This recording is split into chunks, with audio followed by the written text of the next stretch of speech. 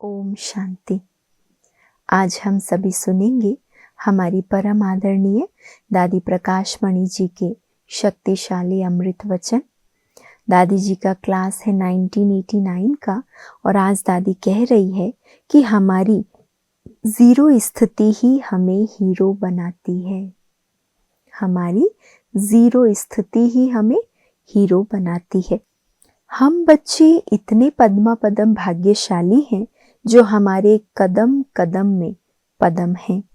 स्वयं भगवान हमारे भाग्य का गायन करता है, तो सोचो हम कितने भाग्यवान हैं। अपने आप के भाग्य की स्वयं ही सराहना करो। कोई और करे ना करे, लेकिन हम स्वयं अपने भाग्य की सराहना, अपने भाग्य के स्मृति स्वरूप बनकर रहें। अगर स्वयं अपना भाग्य देख हर्षित रहेंगे तो कभी गम नहीं आएगा। ये भी सोचो कि हमें भाग्यवान क्यों कहा? क्योंकि हम सभी हीरो हीरोइन हैं।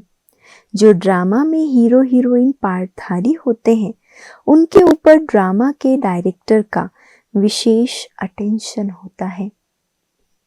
जो ड्रामा के हीरो हीरोइन पार्टधारी होते हैं, उन पर ड्रामा के डायरेक्टर का विशेष अटेंशन होता है, क्योंकि उन्हीं के कारण मूवी हिट होती है, वो पिक्चर लोग पसंद करते हैं, तो डायरेक्टर का भी अटेंशन जाता है। उनकी वैल्यू को भी जानते हैं, क्योंकि सारी फिल्म की आकर्षण हीरो हीरोइन पार्टधारी पर होती है। उन्हें सब बातों की एक्टिंग करना आती है। राजा का भी पार्ट एक्यूरेट बजाएंगे तो दास दासी का भी पार्ट एक्यूरेट बजा लेंगे। वह एक्टिव और ऑलराउंड होगा। हीरो पार्टधारी माना हर बात का अनुभवी जानकार। तो हम आप सभी सारे कल्प के अंदर हीरो हीरोइन हैं।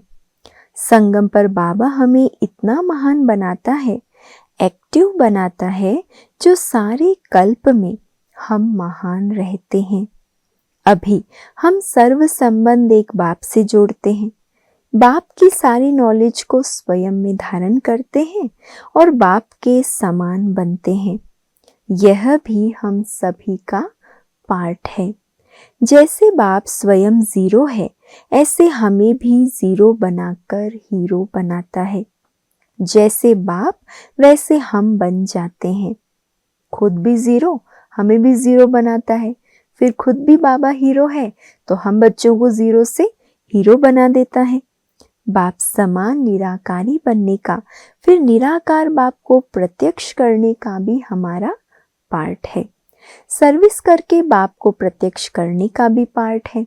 स्वर्ग की नई राजधानी स्थापन करके सूर्यवंशी घराने की प्राइज लेने का भी पार्ट है। महाराजा महारानी व रॉयल फैमिली की विजय माला बनने का भी पार्ट है। फिर द्वापर से लेकर आपे ही पूज्य, आपे ही पुजारी बनने का पार्ट है। फिर अंत में सारी नॉलेज को धारण करके मास्टर नॉलेजफुल बनने का भी हमारा पार्ट है। तो सतयुग से लेकर कलयुग अंत संगम युग पर भी हमारा पार्ट चलता है। ऐसे हम हैं हीरो पार्टधारी। इस ड्रामा में आदि से अंत तक हम हीरो हैं। संगम पर हमें बाबा लाइट का ताज देता है, शक्तियों की माइट का भी ताज देता। हम आधा कल्प डबल ताजधारी रहते हैं। इस समय हम गरीब निवास बाबा के बच्चे हैं, लेकिन हम हैं डबल ताजधारी। दुनिया वाली चिंताओं में रहते हैं और हम ज्ञान रत्नों से भरपूर होकर खुशियों के गीत गाते हैं। तो क्या आप सब अपने को ऐसा हीरो समझते हो? वैसे भी हीरे का दाम बहुत होता है। हीरो बनना है तो अपनी स्थिति जीरो बनाओ। तो एक तो हम सच्चे हीरो हैं, अर्थात डायमंड हैं, और दूसरा हम हीरो पार्टधारी हैं। जिस घड़ी जो पार्ट है उसे एक्यूरेट बजाओ। हीरो की विशेषता क्या है? उसे जो भी पार्ट मिले, दादी ने पहले भी कहा ना, राजा का भी पार्ट बजाएगा, प्रजा का भी बजा सकेगा, माना जो पार्ट दिया है उसे एक्यूरेट बजाना। तो एक सच्चे डायमंड बनना है, दूसरा हीरो पार्टधारी बनना है। जिस घड़ी जो पार्ट है उसे एक्यूरेट बजाओ, आकर्षण वाला बजाओ, लेकिन पार्ट बजाते भी साक्षी रहो। साक्षी दृष्टा होकर पार्ट बजाने का बैलेंस रखो। सारी नॉलेज को ऐसा ग्रहण कर लो जैसे कहते हैं चिड़ियाओं ने सागर को हप कर लिया। जो सारी नॉलेज को हप कर नॉलेजफुल बनता है उसे किसी भी बात में शंका नहीं होती। ज्ञान सागर बाबा रोज हमें नई नई पॉइंट सुनाकर खजाने से भरपूर करता है, खजाने से भरपूर कर देता है। हम सबका प्यार नॉलेज से, पढ़ाई से हो। जिसका पढ़ाई से प्यार है उसका विचार सागर मंथन भी चलता है। उसे नशा रहता है कि हम कितने बड़े जौहरी हैं। बड़े से बड़े हीरे भी हमारे पास हैं तो छोटे से छोटे हीरे भी हमारे पास हैं। कोई भी हमारे पास आए तो हम उसे ज्ञान रत्नों की ज्वेलरी पहना सकते हैं। जिसके पास सच्चे हीरो की ज्वेलरी होगी उसकी झूठे हीरो पर नजर जा नहीं सकती। इसीलिए बाबा कहते हैं दुनिया की झूठी जवाहरात को अथवा बातों को देखते हुए भी नहीं देखो। दुनिया के झूठे जवाहरात को अथवा बातों को देखते हुए भी नहीं देखो, सुनते भी नहीं सुनो, क्योंकि हमें सच्चे जवाहरात मिल गए। बाबा ने हमें जवाहरात से सजाया है, ज्ञान रत्नों की ज्वेलरी से हमें खूब सजाया है। हमें सर्वशक्तिमान बाबा ने सर्व शक्तियां दी हैं। सबसे बड़ी शक्ति हमें बाबा ने प्रेम की दी है। एक बाप के सब बच्चे हैं, इसी एक दृष्टा ने हमें प्रेम की मूरत बनाया है, दुश्मन को भी दोस्त बना दिया है। ब्राह्मण अर्थात बीके कभी यह नहीं कह सकते कि ये मेरा दुश्मन है। दुनिया की भाषा में है कि ये विपक्ष का है और हमारी भाषा में न पक्षपात है न दुश्मनी है। दुनिया विनाश के साधन बनाने वालों को दुश्मन समझती है, लेकिन कल्याणकारी बाबा कहते हैं कि ड्रामा के अंदर जो कुछ बना है ये सब कल्याणकारी है। भल लोग बाबा की ग्लानि करते हैं तो बाबा समझा नहीं देगा, लेकिन फिर कहेगा ये भी ड्रामा है। तो हमारी दृष्टि सबके लिए कितनी प्रेम भरी, रहम भरी चाहिए। बाबा का हम बच्चों से दिल का प्रेम है, इसीलिए दिल में आता है बाबा की हम सर्विस करें। दिन रात अथक होकर सेवा करते हैं, तन मन धन लगाते हैं। अंदर से रहम आता है, जो राह भटक रहे हैं उनको राह बताएं। सभी को बाबा का ये संदेश दें कि आओ हम सब मिलकर बेहतर विश्व बनाएं।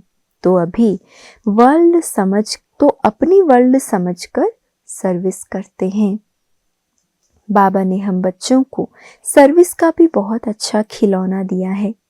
कोई को भी सर्विस के बिगड़ चैन नहीं पड़ता है, लेकिन सर्विस में कभी कभी नाउम्मीदी भी हो जाती है। बहुत मेहनत करने पर भी रेस्पॉन्ड नहीं मिलता तो सोचते हैं पता नहीं क्या हमारी कमी है। ये नहीं सोचते कि कितना हमने बीज डाला है, वो बीज कभी जा नहीं सकता, है ना। अगर हमारी भावना अच्छी है और हमने सच्ची भावना और अच्छे संकल्प से सेवा का बीज डाला तो कभी वो निष्फल नहीं होगा। इसीलिए सर्विस में कभी ना उम्मीद नहीं बनो। इसके बाद दादी हमको सुनाती हैं समर्पित जीवन की कुछ निशानियां। जिसने अपनी जीवन बाबा को समर्पित कर दी उसे सूक्ष्म में भी ये संकल्प नहीं आ सकता कि पता नहीं अंत तक चल सकूंगी या नहीं। अगर सूक्ष्म में भी ये संकल्प आता है तो ये बड़ी माया है। संकल्पों में दृढ़ता है तो कमजोर संकल्प उठ नहीं सकते। समर्पित आत्मा के लिए बुरा बोलना, बुरा देखना तो दूर रहा, लेकिन बुरा सोचने का संकल्प भी नहीं आ सकता। उन्हें तो बस एक ही लगन है कि हमें अपनी बैगेज कंप्लीट हिसाब किताब चुकतू करके बाप समान संपन्न और संपूर्ण बनना है। हमारा एक एक कदम सारे विश्व से संबंधित है। हम यज्ञ के किले की एक एक ईंट है। अगर एक ईंट भी गिरी तो सारी दीवार हिला देगी। साधनों में वृत्ति गई तो साधना टूट जाएगी। जो बाबा को समर्पित हो गए उनका जवाबदार बाबा है। वो कभी पैसे के पीछे नहीं भागते, कोई भी प्रकार का बिजनेस आदि भी नहीं कर सकते। समर्पित होने के बाद बाबा कहते वो इस तरह के बिजनेस आदि भी नहीं कर सकते, क्योंकि बाबा उनका जवाबदार है। उन्हें खिलाने वाला, पहनाने वाला, सुलाने वाला बाबा है। इसीलिए वे सब प्रकार के चिंतन और चिंताओं से मुक्त रहते हैं। उनके लिए कहा जाता है सफेद कपड़ा जेब खाली। वो है विश्व के मालिक। समर्पित माना हर संकल्प श्रेष्ठ, शुद्ध, पावन हो, तब हमारी भावनाओं का असर दूसरों पर पड़ेगा। श्रेष्ठ और शुद्ध संकल्प हो, पावन हो, तो हमारी भावनाओं का असर दूसरों पर पड़ेगा। हम एक एक ऊंचा बने तो किला मजबूत होगा। पवित्र संस्कार रखने से वाइब्रेशन फैलते हैं। अगर एक को भी तूफान आता है तो वो ये सोचे कि हमारे वाइब्रेशन सारे किले में फैल रहे हैं। अगर इतनी जवाबदारी समझे तो तूफान खत्म हो जाएगा। हमारा एक पावरफुल शुद्ध संकल्प पूरे किले को मजबूत बनाएगा। मेरे ऊपर अगर कोई विशेष खर्चा होता है तो ये भी मेरे खाते में जमा होता है।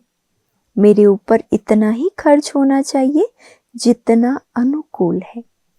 अनुकूल अर्थात जितनी सबको जरूरत होती है मुझे भी उतनी ही जरूरत है, अर्थात सबके समान, सबको अनुकूल और मुझे भी अनुकूल। अनुकूल ना होकर प्रतिकूल है, अर्थात विशेष खर्चा मेरे ऊपर हो रहा है तो ये भी बोझ जमा होता है। अगर किसी आदत के कारण कोई विशेष खर्चा होता है तो ये भी बोझ चढ़ता है। जिसने पाई पाई जमा करके दान दिया उसका जमा हो जाता है, और मैंने अपने प्रति यूज किया तो मेरे खाते से ना अर्थात घाटा हो गया। हमें अपने संकल्प उतने खर्च करने हैं जिससे सारे वायुमंडल में साइलेंस का प्रभाव रहे। ऐसा ना हो कि मेरे संकल्प साइलेंस के वाइब्रेशन को डिस्टर्ब कर दे। इसका भी कई गुना हिसाब बनता है। हमें उतने ही संकल्प खर्च करने हैं जिससे सारे वायुमंडल में साइलेंस का प्रभाव रहे। ऐसा ना हो कि मेरे संकल्प साइलेंस के वाइब्रेशन को डिस्टर्ब कर दे। मेरी एक की स्थिति खराब हुई तो उसका असर बहुतों पर पड़ता है। मुझे देखकर दूसरे भी सीखते हैं तो उसका वायुमंडल जो बनता है उसके निमित्त भी मैं बनी। जितना मैं त्याग वृत्ति में रहती हूँ तो मेरे को देखकर सब सीखते हैं तो मेरा उसमें जमा हो जाता है।